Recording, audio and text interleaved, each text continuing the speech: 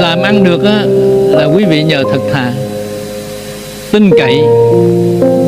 Thì chính cái thật thà của mình á, tạo nên cái sự tin cậy. Để chi vậy? Tạo cái uy tín. Chính cái thật thà của nó mà nó làm cho người ta tin cậy. Mà ta tin cậy đó thì lúc bây giờ người ta tới, người ta mua hàng của nó, cho nên á, lần lần nó nổi tiếng lên. Nên là các Phật tử nghiệm xem, nếu mà cái người nào mà làm ăn buôn bán á, mà thật thà đó, thì cái người đó chắc chắn nó sẽ giữ được nhiều khách hàng đó. Giữ được nhiều khách hàng. Còn cái người mà gian dối đó, cái người này không tồn tại lâu dài. Lợi ngay trước mắt